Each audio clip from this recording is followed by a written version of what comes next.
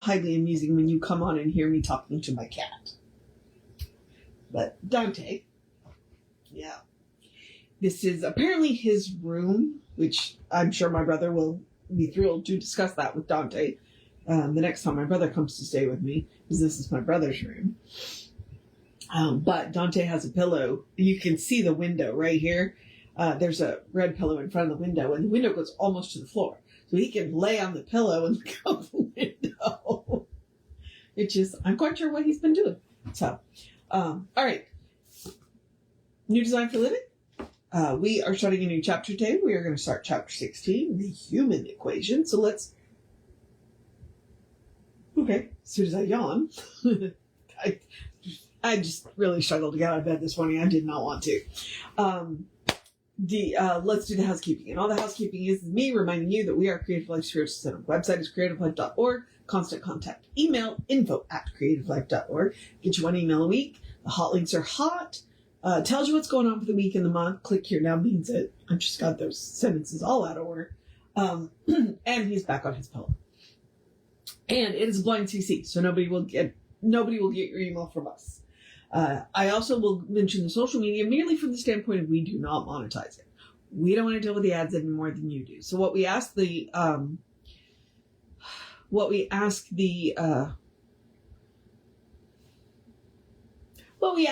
to do is to go like, subscribe, follow based on which platform you are on, and then engage with the individual post by reacting, commenting, and sharing the individual post.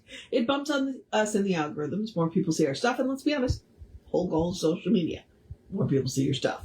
So, and we hope you agree that we have good tools to share. So, we are Creative Life Spiritual Center or Creative Life Spark, and then I am the running of Ryan across all the social medias that I am on. So there is that. Okay, let's move on. I keep staring at that box. My mom brought me 2 boxes that were in her attic. I don't know what's in them. I don't know why my mother still has stuff, had stuff in her house that belonged to me. Like, I've been out of that house for 30 years.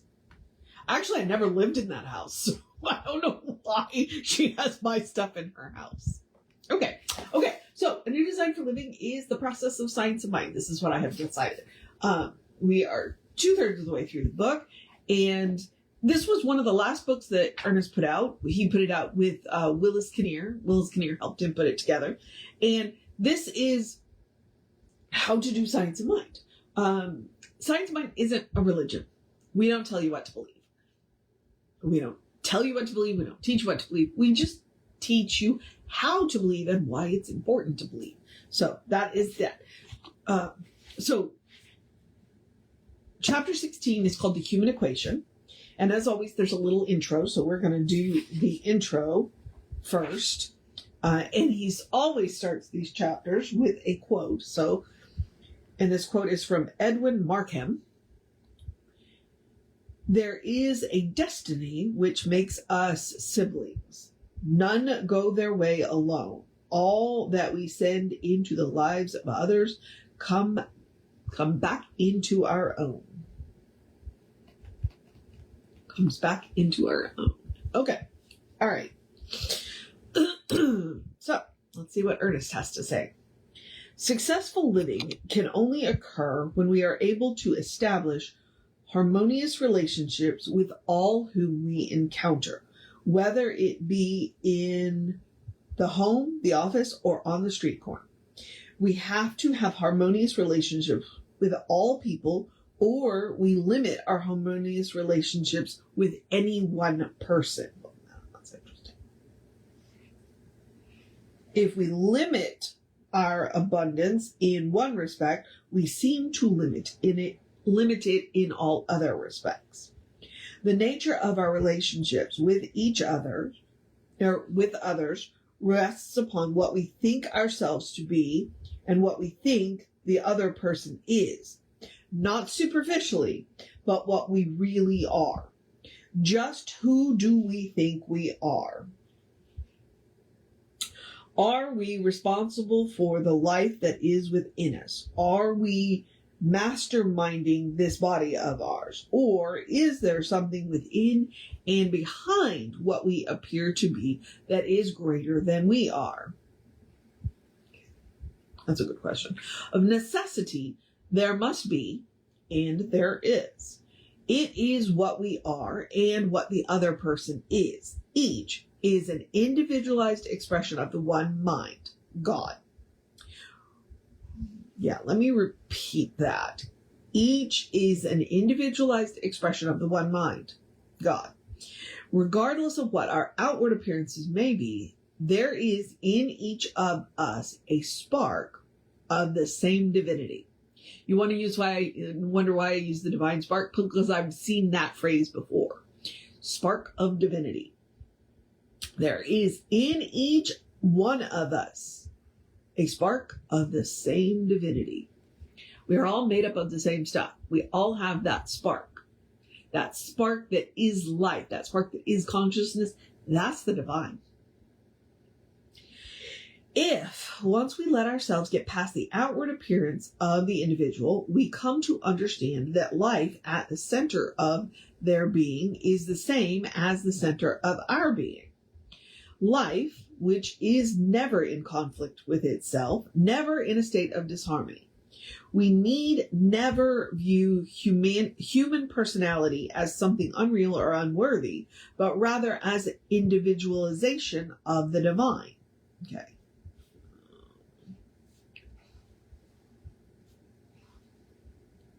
It is the universal spirit that is incarnated in each one of us in a unique way, and that gives warmth and color and variation to that which otherwise would be an eternal monotony. Each person should study to be themselves, to be their real self, not some fictitious creature of their imagination, which is what they seek to clothe, with which they seek to clothe themselves. They should so live in and from this real self, from the divine nature within them, that in their relationships with others, each shall give and take and find joy in the giving and taking.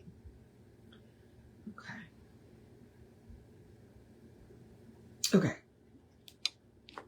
I'm a little distracted because I was thinking about Jesse has this particular trend frame. He says there's a school of thought.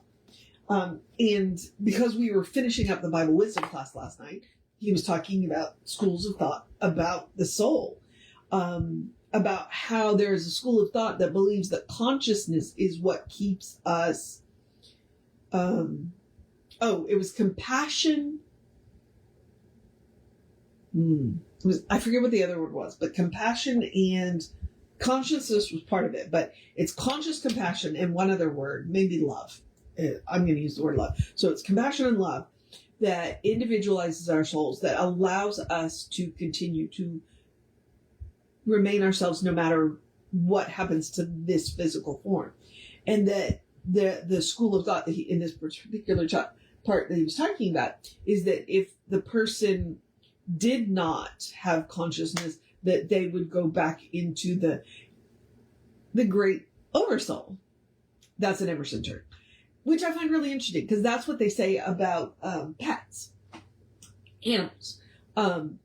If we have taken on a pet and loved that pet into an individual, then there's the possibility that the pet will still be, that we will get to reunite with that pet soul when neither one of us are in the body again.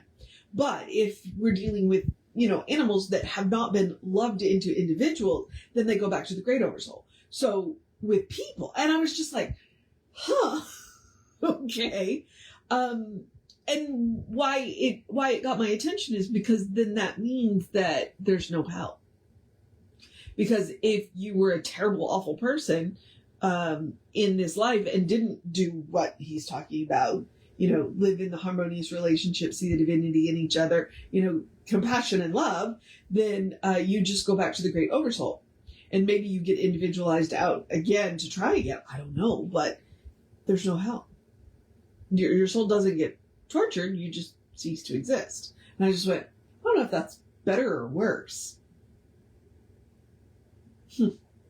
Every now and again, you have to think about the after. Yeah, that you think about what comes next, and because it was the end of the Bible wisdom class, and there was a brief touch on Revelation, which has nothing to do with the afterlife, but we won't talk about that. But he did say something really interesting about the second coming of Jesus is when you recognize the Christ within yourself and start to live again. That's the second coming. Like, Jesus doesn't have to physically come back. Does not have to physically come. Not saying he won't. Not saying he won't, because Jesus can do whatever Jesus is going to do. But the second coming of Jesus in your life is when you start to live the Christ consciousness. And that made me go, all right then. All right then. And that's really interesting considering that Easter is the Sunday. So, all right. So, we will be dealing with the human equation, because literally the next one is your personality. And I like that in the intro, he says, your personality is not the problem. Your personality is not a bad thing. You know? It's about recognizing the divine spark within you, and then seeing it in everything else. Right? So, all right. I'm going to move on into the process of my day. So I'm going to encourage you to have a great day, a wondrous day, a fantastic day, a magical day, an enchanted day, a wonderful day, an awesome day, an amazing day, as they like to say on the Today Show, Friday. Let's wrap this week up day, enjoy the rain if you get it day, cuddle your fur babies day, take care of yourself day, maybe bring an umbrella day, I don't know what I was about to say day, did I say drink plenty of water day? And make sure you make time to sit down and rest day, do something just for yourself day, be of service to others day, take care of business day, you got this day, I am now officially out of words day, a good day. And if that is too much pressure, because occasionally it is, I get it. Simply have a day. You are enough, just as you are. You're a beloved expression of the divine. You are a brilliant light, a divine spark, spirit in motion, God in action, an absolutely beautiful masterpiece, and a work in progress at the same time, at your own pace. At your own pace. And as Reverend Jesse likes to call us, you are godly. All right? So explore the truth of your being. Get to know who the divine knows you to be, because the divine knows you to be good. And from there, anything at all is possible. All right, beloveds. Like I said, moving on into the process of my day. Reverend David should be on around 5. No, you know what? Reverend David will be on in the afternoon with you. I have no idea when. I've stopped trying to guess. I will be back with you around 9-ish tomorrow. I do get to go to the park tomorrow, so yay. Provided it's not raining. But I think the rain's going to be tomorrow night. So, and